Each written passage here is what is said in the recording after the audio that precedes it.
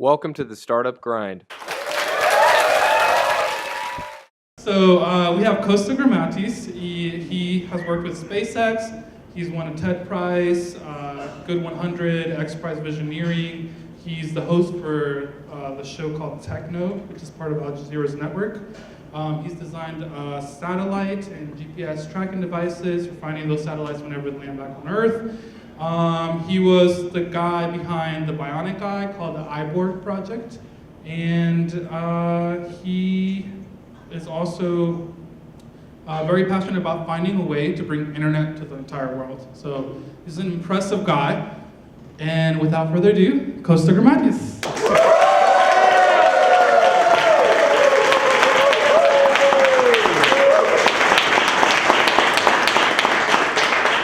you. Thanks a bunch. All right, Kosta, how you doing? I'm great. It's really excited to be out here in Winston-Salem. I've never been to Winston-Salem. And I'm so excited that this exists to begin with. Like an entrepreneurial tech community in North Carolina. I mean, there's a bunch of them in North Carolina. A lot of people don't know that.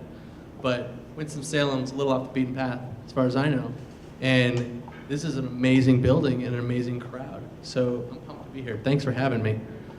And on that note, you also recently moved to Chapel Hill, right? From New York? So I want to correct the record, just one thing. I never won a TED Prize. I was a finalist for one. Oh, I'm sorry. Yeah, I bought a house in the woods outside of Chapel Hill because New York City was killing me slowly. And now I battle snakes in my attic and handle well issues. If anyone has a good well guy in Chapel Hill, my pump is broken. All right, so yeah, I was in New York last week actually, so vast difference. Definitely not a city guy. So the audience heard a little bit about your background. Can you tell us a little bit what motivated you to go down that path? Because it seemed very traditional from what I saw on there.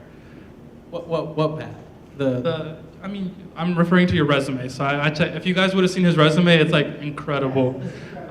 So can you tell us a little bit about that? I get bored exceedingly quickly. You might watch me like move around because I can't sit for that long either. And so at an early age, I decided that life was about having as many unique and novel experiences as possible. Like, that's like the currency of existence.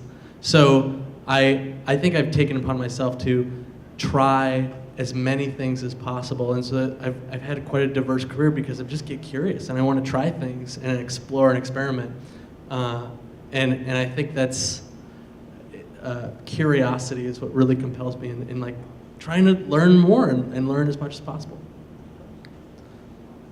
So would you consider yourself an entrepreneur? And before we get to that, let me just read a quick definition I found online on that.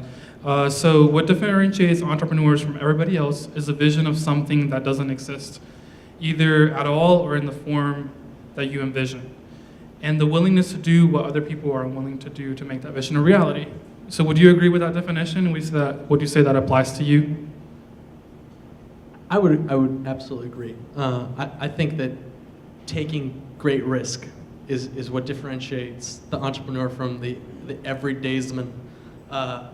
Entrepreneurs like to try new things and are not afraid of failure. And that's probably the most important caveat of being an entrepreneur, is that you will likely fail, and that's okay.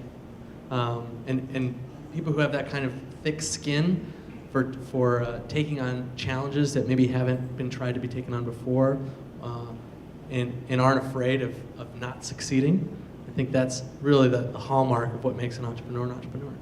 Okay.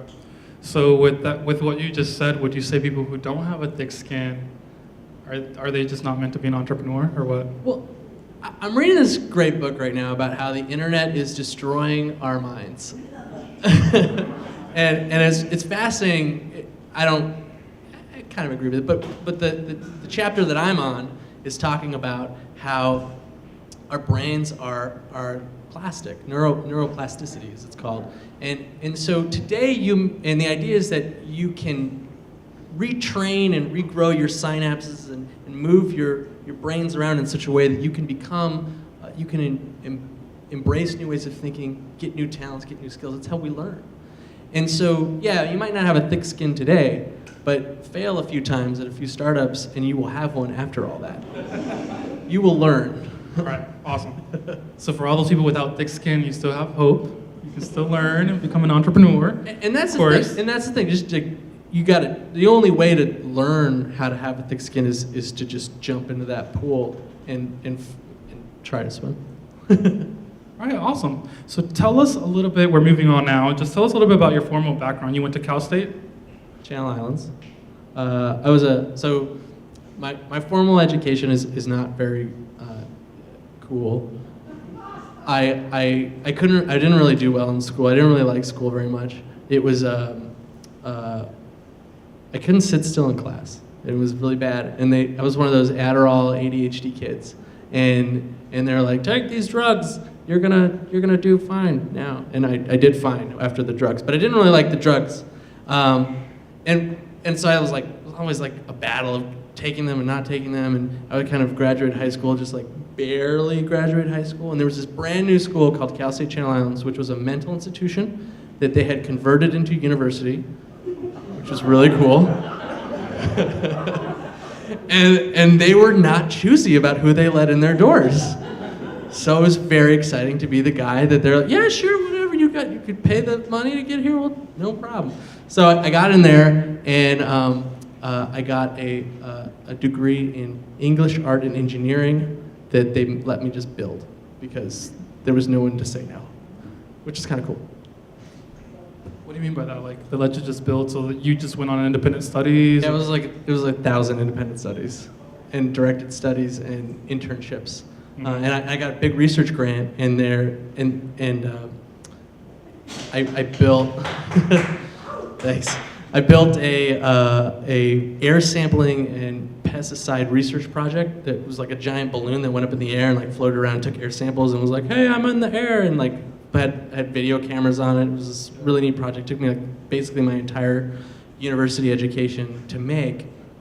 And that was kind of my degree. It was like based on doing something. And I'm a huge advocate for this, by the way. I don't think education today should be about like, oh, you got an A in a class, congratulations. Like, so what'd you do?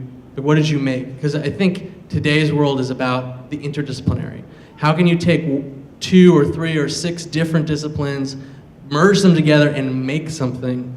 How can you go deep through achieving something, like creating something? And that's what entrepreneurship is all about. And I think entrepreneurship and the big push, how many young people are working, not because there's no jobs for us millennials anyway, but we're entrepreneurship is also a way to go be interdisciplinary and make something. You have to master marketing and design and product and manufacturing. Like, there's so many disciplines, and anybody who's got kind of a mind that can think in more than one direction, like that's a very exciting prospect. So yeah, that was my school. Wow, very interesting. So right after that, did you start working at SpaceX?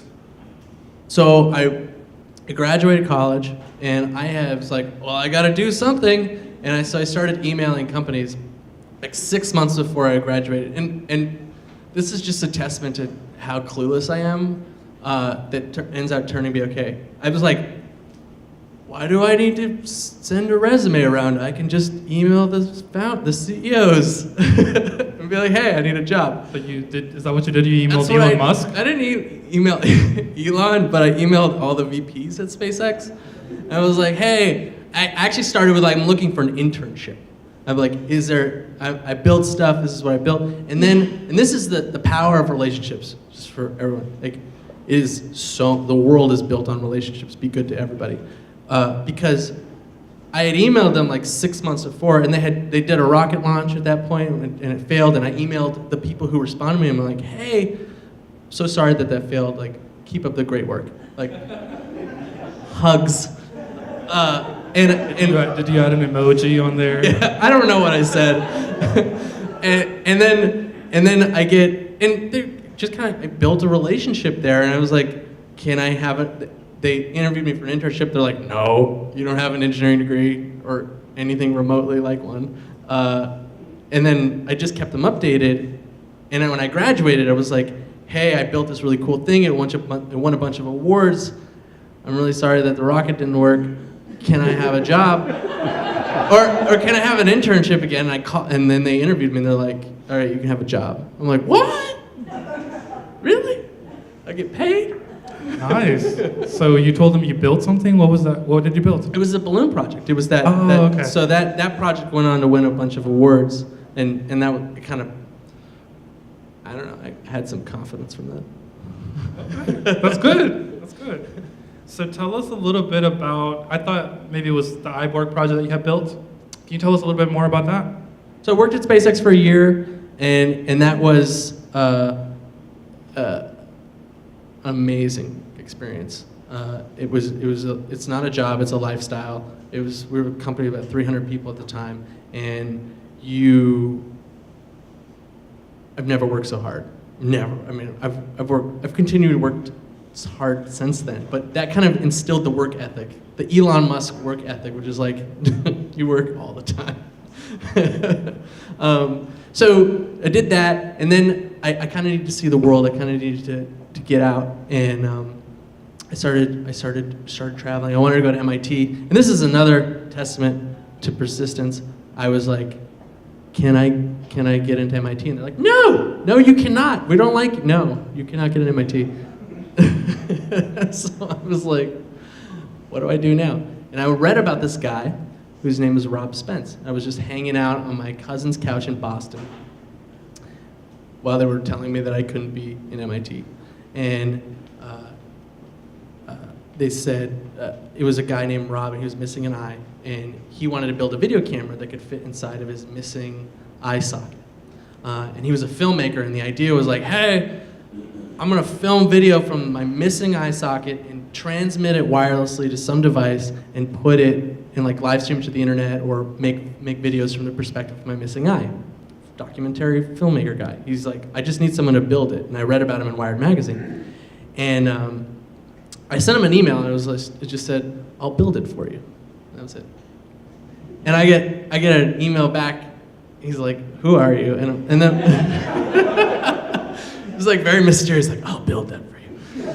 And he comes, and I got the story totally wrong. I was in San Francisco living in a warehouse. I was in Boston. This is after trying to get him into MIT.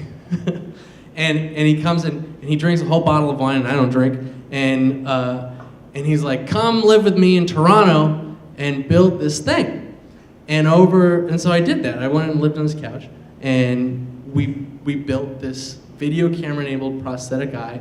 It took us 3 weeks to build the prototype, and a lot of partnerships with a lot of people who were smarter than me. But we proved that it can happen, and that went on to win like Time Magazine's Best Invention 2009. It got me like speaking. They were like, the press loved it. They were just like, oh my God, cyber warriors.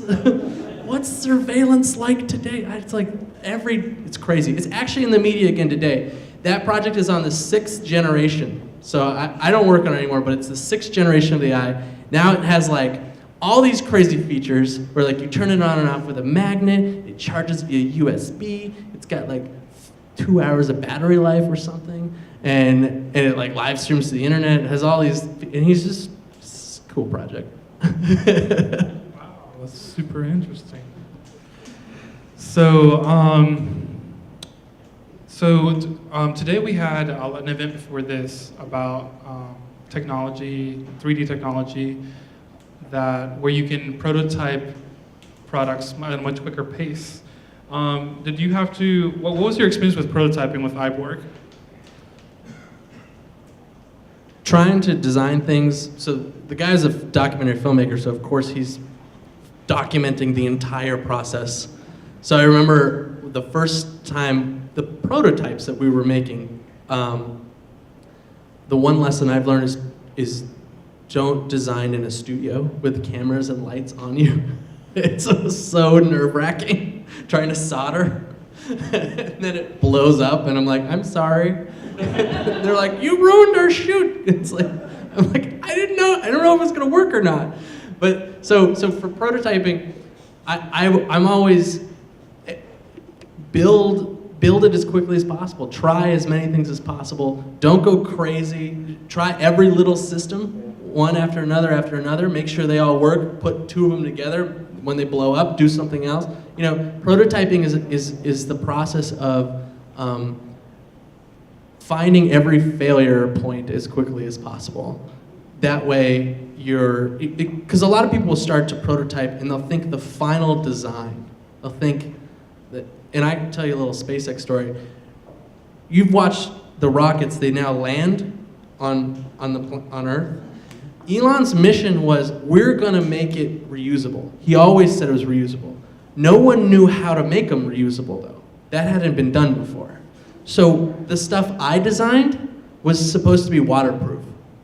Everything I made had O-rings and gaskets and was sealed and waterproof. There's no point in waterproofing anything anymore. Now it lands on land. How many ideas get thrown away in the process of creating is a huge number. And if you get too attached to your ideas while you're making something, you won't move forward fast enough. You won't make something real. So don't be afraid to break it, and don't be afraid to throw away an idea that's not really working for you and iterate, and don't get stuck to stick to your big high-level vision, but don't get bogged down in all those details. Details are the most important part, but those can be changing often and fast. If that makes any sense, I hope it made sense. No, it does. And that's interesting you bring that up, because the next topic was about starting up and failing fast. So even though we were talking about prototypes, with a lot of entrepreneurs here in the crowd and watching us, I mean, how would you say that applies to creating an idea, starting a business? You know, I've spoken to a lot of people, and you know, they have this idea in the back of their mind, but they're taking a long time to actually execute on it. What do you have to say to those people? One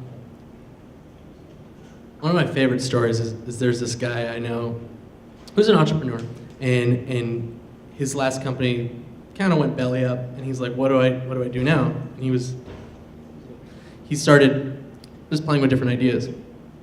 And how he tests his ideas, he would just make landing sites. He'd buy a domain, make a landing page for a website, and start to sell something that didn't exist. And I'd be like, is that ethical? He's like, I don't know.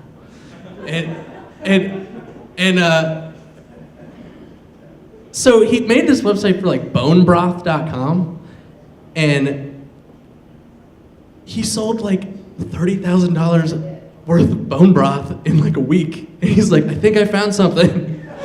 He didn't have any bone broth. But he then went to manufacturers and it went to investors and like, I got $30,000 worth of orders. Who wants to make it? And now he's got like hundreds of thousands of dollars of the business that he's doing off of something that wasn't even real. Like it didn't even exist. And so that's kind of like this iterative approach. Everyone's like, oh, all right, we're gonna build a bone broth company. And then they'll go like through the 7 years of process that would take him to that, take you to the final product, without actually having it. Now, every company's a little bit different. That idea doesn't necessarily work for everybody. Like Elon Musk is like, we're gonna go to Mars. You gotta build a lot of stuff. It costs a lot of money. But for many ideas, you can test them out before you actually have everything flushed out. And most of the startups that I work with a lot of startups and have my own, don't have all the answers. And they're very good at spinning, like the spin. But to the point of failure, when you're designing something, you design it in such a way that you could test it as expeditiously as possible. He was designing quick websites that he'd know very quick. He'd spend $100 on like Google AdWords, and he'd know very quickly if he had a winner or a loser. And his main goal was to find something that he could sell, and that was how he got his company started. So that's what I mean by like failing really fast, failing as fast as possible. Don't spend 3 years building the dream bone broth company if you don't even know you have a customer for bone broth. So the idea is if you're thinking of a startup company or an idea, go out to market, test it out, see what the market has to say before you invest so much time. Because it could be that it might not be a great idea, right? Absolutely. All right. So, so what about if the idea were to fail? You spoke about this a little bit earlier, about how failing can create thick skin and can help you to learn. But I'm sure a lot of people are intimidated, and a lot of people who have created ideas and they failed kind of feel dismotivated to, keep pursuing new ideas, They feel like, okay, my first idea failed, so maybe I'm not good at what I'm doing. Should I keep doing this? Like, what would you have to say about that? I want to replace the word fail and instead call it learning what didn't work. And people pay hundreds of thousands of dollars to go to college to learn things. And so whatever investment you made to learn something was a good investment because you came out with a nugget of knowledge, wisdom, and experience that you can apply to your next project. The investors are always talking about how, we like people who failed 3 times because they'll probably get it soon, and we know they don't give up. And that's a really important part because you have to know when to give up. That's important. But don't give up too soon and just learn through those failures as quickly as possible, iterate as quickly as possible, and that's just the process. I think that school, and to go back to school, teaches you a bad thing, that there's success and there's failure if you take a test. Like, all the answers are already out there. You have to memorize them and you have to regurgitate them, and that is what success looks like. In the world of entrepreneurs, there are no answers. There are no correct answers. You have no idea what works and what doesn't work. You just have to try. And the trying is the process of being an entrepreneur. Like, that's what we do. And we're looking for things that work. So to think that you failed by just simply trying something, that's unfair. That's unfair. You shouldn't be held to that standard. That's not, you just need to try something else. And you've learned what didn't work. So I just think that there's some social cues. There's a part of our society that has this idea that failure is something you don't want. And I get that when we're trying to regurgitate facts for school, and that's part of how we've been trained. But in the startup world, there's no facts. There's best practices. But even those, they'll get reinvented in 5 years. Like, everything changes constantly. Does that make sense? Great answer. All right, so in the beginning you were creating a lot of stuff, the satellites, the Eyeborg Project, and then I think now you're working as a consultant, right? Like, what is it that you're working on now? So at SpaceX, I was responsible for the launch of a small satellite. I didn't really talk about that. It was like an experiment, another thing that could have failed. It worked. But, and I love pointing at Elon. Like, he was on his last rocket launch. He was like, we're going to go under if this doesn't work. And it worked. And that's where the company is today. But he failed 4 times. 4 launches that didn't work. I think it was 4, which is super expensive. Can you imagine? And if he was like, oh, I failed, I have to give up. Like, that's not that guy, and that shouldn't be you. That shouldn't be anybody. They figured out what didn't work, they fixed it. And they made it better than ever, and now where they are today. So what I do now, I ran a nonprofit for 6 years. It was like the bulk of my work, but like it was bringing internet access to developing countries, helping people get online for education purposes. Today, and then that turned into a startup called All of Us, which was, I don't know if you've heard of Tom's Shoes. It's like where you buy a pair of shoes and you give a pair away.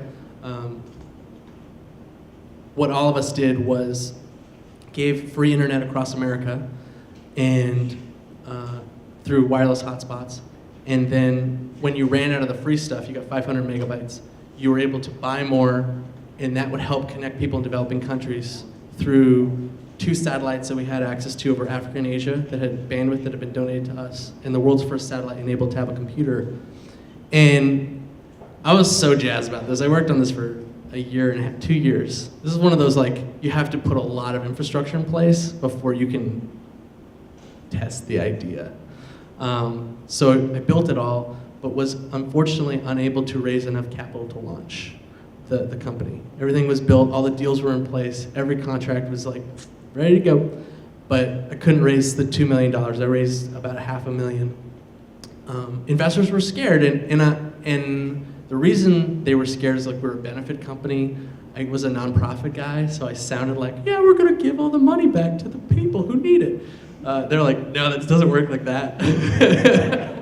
So after having to put that aside, knowing that this wasn't really gonna get off the ground, I wanted to understand what I did wrong.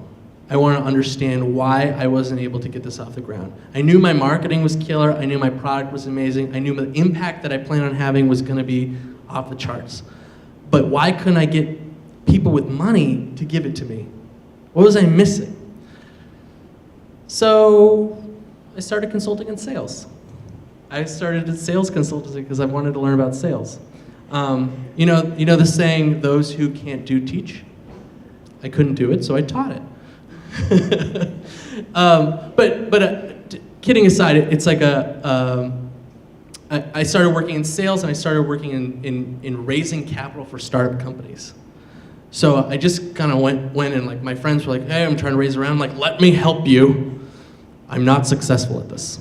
Because I wanted to learn, and they let me. And so now, like, I'm building pitch decks for companies that have raised, like, last one was $6 million that I built their deck for, and helped them build the whole strategy for who to pitch and things like that. Then one company, I built their sales pipeline that they wanted to build a B2B sales pipeline. They were B2C, and in 3 months we were bringing in $50,000 worth of revenue, and had a whole sales team and things like that. I just read voraciously, trying to figure out how to fill these holes in my knowledge, understand why I wasn't successful when I was doing. So now, as I'm kind of gearing up to start another venture, there's like 5 ideas that I'm, like, working on. This is just a stopgap. I'm gonna have all of this knowledge from these failures so that I'm, like, prepared and ready to kick butt the next time I fail. So then I can learn what I missed that time.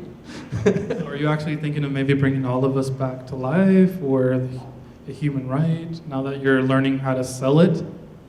There was an amazing moment in my career working in telecommunications when I spoke to one of the founders of Google Voice, and I was like, you're a tech guy, you're a millennial, you know why the internet matters, you've worked in telecommunications, like, you should invest in this. He had a lot of money, he was investing in things. And he was like, Kosta, I love your enthusiasm and your passion, but I will never work in telecommunications ever again. And the reason for that is it's just such a pain in the butt to work in telecom. And after moving away from it for about 1.5 years now, I'm like, wow, that was masochism. So the answer is no, right? Probably not.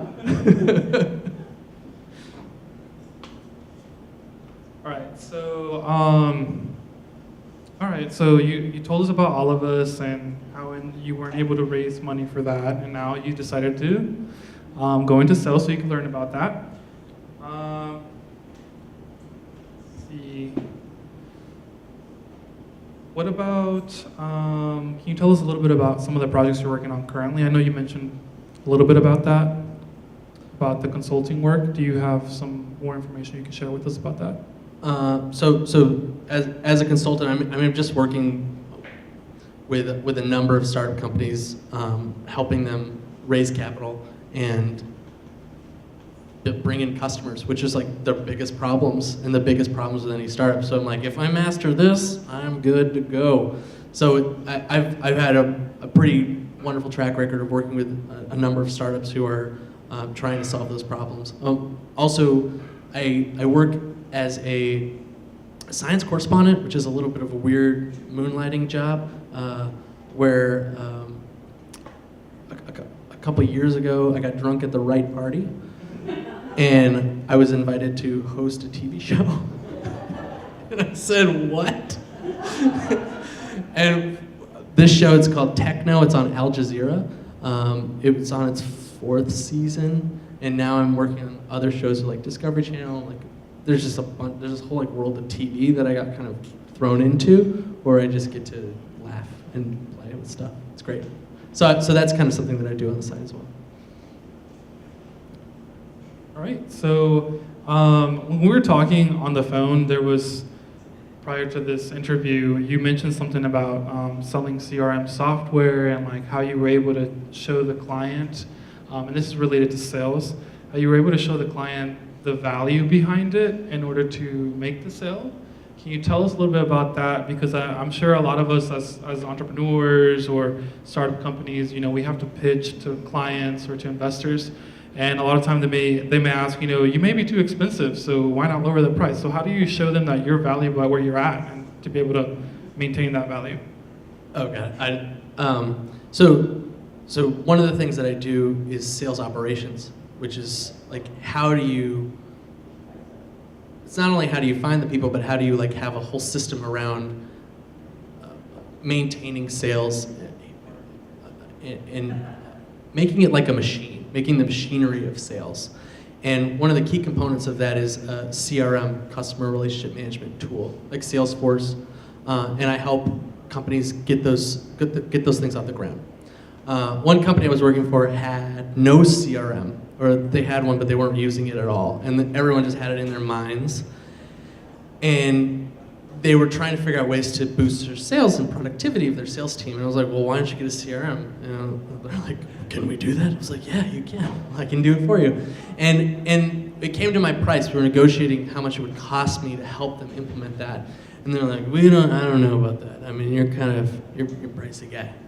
You're expensive. And I was like, thank you. But they weren't convinced that the value was there. And so the pitch became, well, if I close you one additional deal this year, if I'm successful, which we both think this is going to be successful, correct? Then I just paid for myself twice. So how could you say no? What value is being missed here? And the lady looked at me and she's like, huh, okay. And so that demonstration of value, making sure it's in a quantifiable way, I see this in a lot of decks where people are like, the market is huge. There's 8 billion people on the planet, and that could be 8 billion customers. And I'm like, no, it doesn't work like that. It's got to be very specific, and you have to know exactly why this person is going to be your customer and be able to prove that in some way. You're like, I made a website, and I sold $30,000 worth of bone broth, and I don't have any bone broth. Like, that's an example of demonstrating the value in a very tangible way. And I think that that's something, it's not enough to just have a vision of why this is great. You need to prove why it's going to be great. And keeping that as rooted in concrete details, like dollars and cents, as possible, defensible dollars and cents. Like, we know this many people have signed up for pre-sales. We know that by selling you this to your company, you'll reduce costs by X amount of dollars. Like, being able to say these things definitively puts you miles ahead of most startups, because they don't know that yet, because they're so busy and they're so stuck in the product. They're still trying to invent something. Invent the value, and then go make the product. So if you're starting up and you don't have this information yet on hand, how do you develop that? And that's a great question, because sometimes it's hard to know, but that's where the minimum viable products come in. That's where you should be asking yourself, what is the easiest way to test this idea and prove that there's value, so that I can convince somebody else to buy it. That should be the question you're asking yourself. It's like the lazy man's journey. What is the least amount of effort I could put into this that would prove that there's actual value behind this? It doesn't have to be a finished thing. I've seen and it's really funny, investors, I'm working with a company right now, and they're like, our product doesn't actually work yet, but nobody's asked us if it works. But they're still giving us money. And I'm like, isn't it fascinating? Because if you can get people excited about it and you could get pre-sales based on an idea and a prototype of idea that doesn't actually work yet, congratulations, you have a company. Now, if you can't make it at the end of the day, you'll have a problem. Like, don't be a liar, of course. But it's okay the theater of entrepreneurship is really a thing, it's true. Elon sold tens, if not hundreds of millions of dollars worth of rockets before he had a rocket that worked. So don't be afraid to sell before you have something that works. You know the story about how he did that? Like, what were the things that he did in order to sell that before he had the actual product? I don't know the real story, but I can imagine what it might be. And I think it was, he had done enough analysis to know what was possible, technically possible, highly competent technical team doing the systems engineering. And the systems engineers are the people who are doing all the requirements, high-level requirements, like how everything's going to work and come together. And from that, you can come down and determine the cost of things. And with that analysis, he's able to sell rockets set a price that he knew was much less than his competitors. And then he went and tried to make it.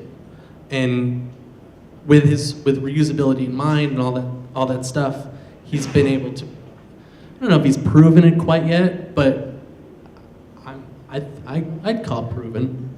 But it's hard to use him as an example because we're talking like so much money, and like it's so much uncertainty. I mean, go for it if you want to. Like that's a huge undertaking. All right, so let's. Our last topic is going to be the vision about the future. And since we were talking about 3D additive manufacturing technology earlier, what do you envision of the future for entrepreneurs and innovators as technology becomes more accessible and more advanced? I kind of wonder if the computers will take over and they'll start innovating. What happens when like artificial intelligence gets smarter? I don't know. It's actually, if you really want to talk about the future, it's like a little bit scary in that regard. Like there's one of my favorite stories with artificial intelligence is how like there were some NASA antenna designers. And antenna design, there's a lot of math, but it's kind of like we're gonna move things around and see how it works, and it's a lot of experimentation. And so they built a neural network and said, go design a much better antenna. To just go iterate it. And antenna's a piece of metal, so it just like they built like a little virtual world for that piece of metal to operate in. And what came out of this artificial intelligence network was something that had never been dreamed of, never been seen before, and they're like, how does this work? And they made it, and it was way better than anything humans had made before. And I'm like, oh my God, that's scary. Because like, you can imagine you start putting artificial intelligence on the huge data sets that are being created on the internet every day.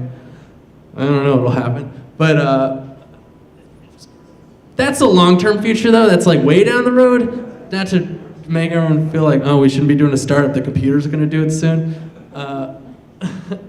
I would say there is so much technology that's being created that is just fundamentally changing the way we work and the way society functions. And I see a huge world of opportunity for new people to come in and shake up institutions that have been around for a very long time. And we're watching that. We're watching technical revolution after revolution come. And these are just brand new people. This is like some graduate at Stanford or, just anybody can take on a challenge, put it, digitize it, Internet of Things. I'm looking at my house right now and it's totally a smart house. And there's just, everywhere I look is another opportunity. I go Google, I'm like, oh, that should be a company. Like, there's so many different things that need to be made to make things smarter. So I don't really have a real philosophical answer for you on like what the future, I just know that the future is happening every day, and it's happening faster than I've ever seen it happen before. I'm only 31 though, so what do I know? All right, so we're nearing the end of the session. We're going to have a Q&A after this. What is one piece of advice? I mean, you gave us a lot of awesome information for entrepreneurs here, but what is another piece of advice that you can get to some of the entrepreneurs in the audience, people watching us, just from your experience of being an innovator that we can apply to our lives, motivate us, inspire us?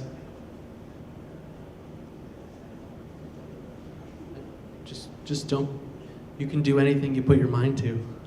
Like, don't be afraid, it's okay. Just go ahead and try. And if you fail, that's okay too. It was totally worth it, because you're gonna have a great story. You know, I basically told you a bunch of stories. A lot of them were failure related. Is there anything else you wanted to add before we go to the Q&A? I just want to talk about North Carolina for a second. I'm from California originally, LA. I've lived in I've lived in so many major cities in the United States. And I came here from New York City, and I picked North Carolina specifically with a lot of research and a very large spreadsheet, because I am so excited about how much innovation is going on in the state. I picked the Durham, Chapel Hill area, the Research Triangle Park, and I'm just jazzed. Everyone I meet is super smart. There's a ton of startups, and just the fact that this exists in Winston-Salem is like, whoa, amazing. And I meet a lot of North Carolinians who've left. Like, I meet them in New York City, I meet them in Boston, wherever. And I was just talking to a guy at a party, and I was like, so when are you gonna move back? And he's like, I actually really wanna move back. And I'm like, well, why don't you? And he's like, because I don't know if there's enough for me to do there. He's in New York City, you know, it's like, it's a fast-paced thing. And I'm like, this state and these places, there's so much going on, there's so much opportunity to create. And I don't want you for a second, because I'm like, I moved here because I thought it was great. Don't be afraid to move back to your home state. And you guys who are innovating here and probably looking at San Francisco and Boston, New York, and be like, oh man, maybe it'd be better there. Well, it might be, but those, like, it's such a dog-eat-dog world there. Like, there's so little resources and so many people fighting for them. If you create entrepreneurship communities here, I think you can have a really wonderful time and do it as a community and do it as a collaborative effort, which is what I see you doing. It's more exciting for me to be here than it is to be in some of these other places, just because it's almost like the beginning of what San Francisco used to be like. That's what I'm kind of seeing and experiencing here. So I just want you guys to like give yourselves a pat on the back for being awesome.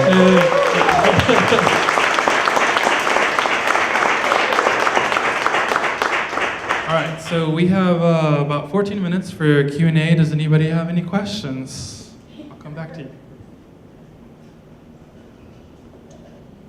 So I got a question. After the failure of the nonprofit that actually had a legitimate plan for delivering the internet to the world, you dove into sales, and you dove into sales and marketing, and you know, how do you interact with investors, and how do you find customers and build customers?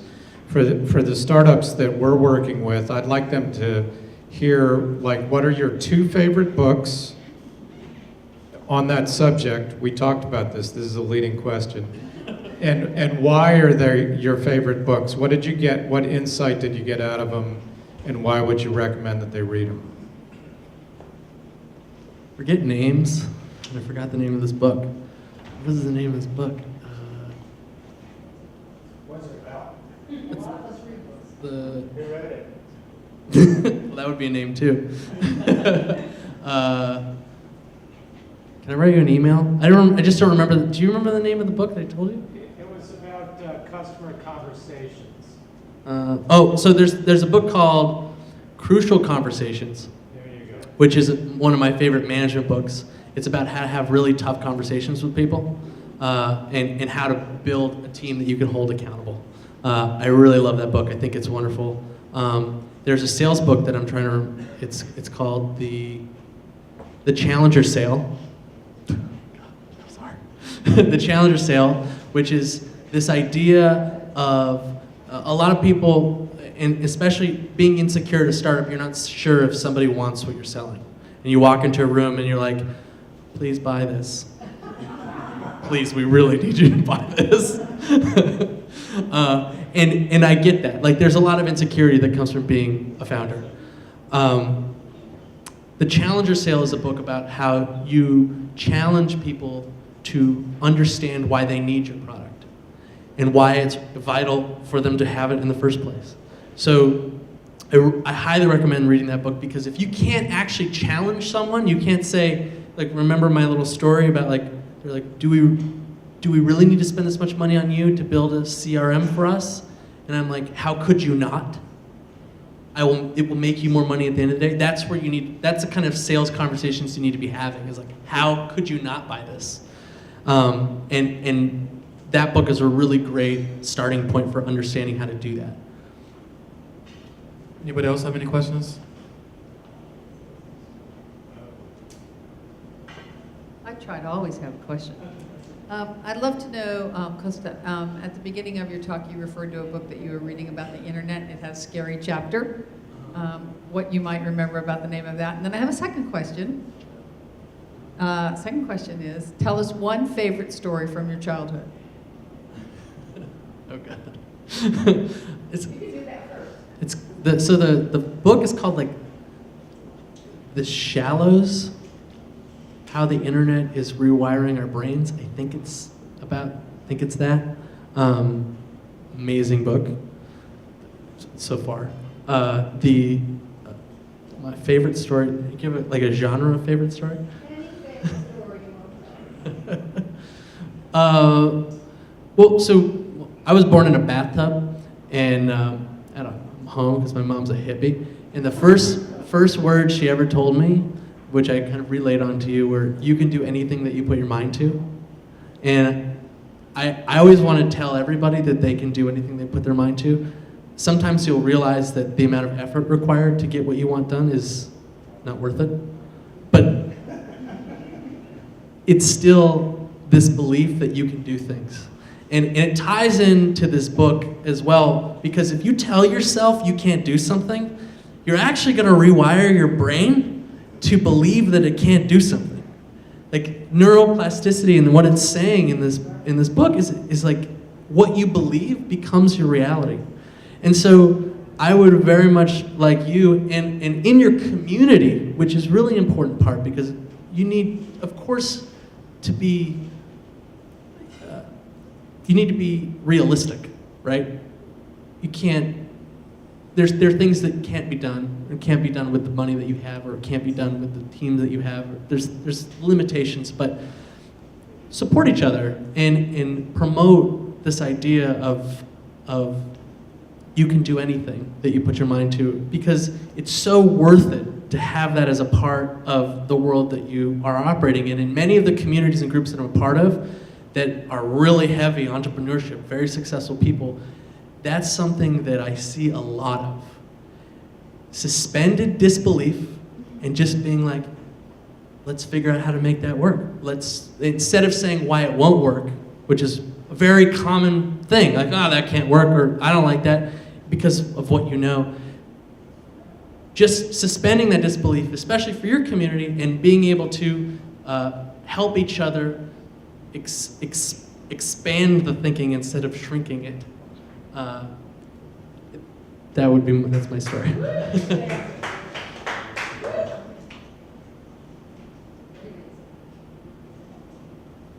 First off, thank you for being with us today. Excellent talk. I really enjoyed it. As it seems like you're the kind of guy that has a lot of ideas all the time, maybe every single day as you go through your house. But how do you determine what ideas are worth pursuing, are worth doing that test, right? That initial $100, that initial few hours. How do you decide? I think setting some sort of high-level goals, of like what you're trying to accomplish, will help you whittle down your ideas. Like, for me, as I pursue ideas at this moment in time, will it generate revenue? Will it be something that can be a sustainable, growing business? And the reason why that matters to me is because I ran a nonprofit for 6 years, and it was really difficult. Like, I don't want to be fundraising, which is its own business, on top of creating impact, which is a whole other business. You have to run two businesses side by side.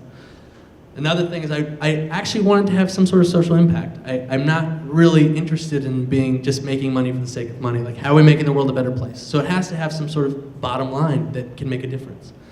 And the third is that I want to be able to test this idea quickly. I stuck 2 years into the last idea that I wasn't able to raise capital for. I want to do something that I can test in maybe 2 to 3 months.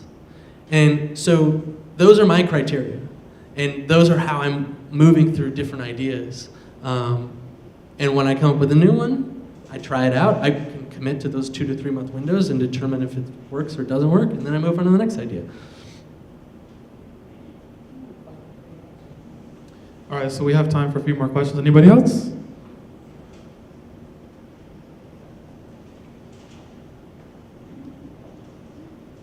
What kind of conclusions were made from the weather balloon that you developed in college? What? It lives in a lab somewhere. I don't know what happened to it. No, I mean the information you gathered. Oh, so the information that we gathered was mostly about the design and architecture of the device itself. So it wasn't, there was a whole avionics suite that I designed. There was a whole air sampling system that was a novel design. And essentially when I went to work for SpaceX, it all got shelved, and like we proved that this stuff can do its job, and that was about the end of it. Anybody else? I've been captivated by everything you've said this evening, but especially several things that have tied in with education. So starting out with curiosity and with failure, as we need to replace that word with learning, maybe. So I'm just curious if you're interested in working in education, and if it seems like the path that you've taken has been atypical as far as education, but really informative as far as where I personally believe education needs to be. And then do you want to work here in education at the Center for Design and Innovation? You mean in Winston-Salem? Yeah. Just got offered a job. I'm only an hour away. I'll come visit all the time. And to your point, like I give a lot of talks to a lot of audiences, like fancy people. This is better. Like this is better. Like people who are already successful. Like okay, I'm going to talk to people who are already successful. I want to talk to people. You guys are already successful in my eyes. But like how like. But you're starting off with brand new, amazing ideas, and like, I want you to know the world is rooting for you. Like everyone wants you to be successful. Everybody does. Like, I totally do. In terms of education, it's one of my passions. I think that the education system is horrendous. I don't think we teach people how to think. We teach people how to regurgitate facts. I would love to be more involved, but the system as it's designed won't let me. No principal. I mean, one time there was a university that I will not name who reached out to me and said, and some high up guy there, he's like, "Want you? We're going to build a program. Do something. Just do something here." And so I start talking. I write proposals. I make some things, and then he came back to me. He's like, "Okay, I love everything that you're saying, but it will take about 6 years to get political approval. Like the politics here, like is crazy.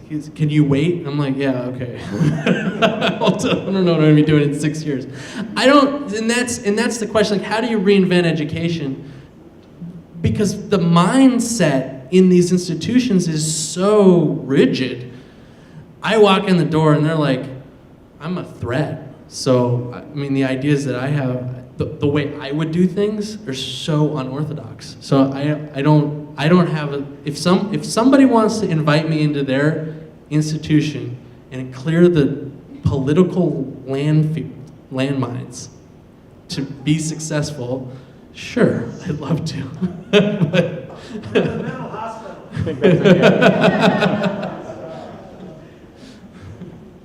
We have time for one more question. Anybody else? Peter, you had.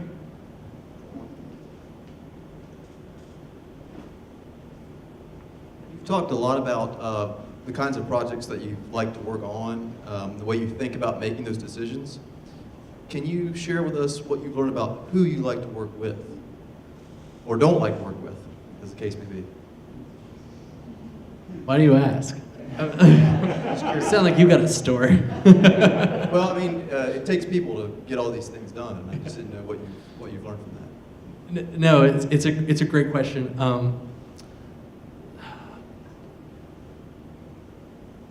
The team that you build to work with your ideas is essential. Like they're your, especially for startups, because they're like your therapists as much as your team. Like if you build a great team, you can do amazing things, and that's what a lot of investors look for. They're always like, so who's your team? Who's your team? Why are you guys the people to pull off this idea? So, as a founder, I think your most important job is to know what you cannot do, what you suck at. Because once you know what you suck at, you know exactly who you're supposed to bring in to be on your team. If you're bringing people in who are already good at what you can do, and you're like trying to micromanage them, that's bad. Like you don't need people, you need people who are smarter than you to help guide you through all of the challenges that will come up. And I think that's the most important aspect of being a founder, and what the job of building a team is to identify your weaknesses, essentially. Kosta, thank you so much for coming down to North Carolina and talk to us. Thank you.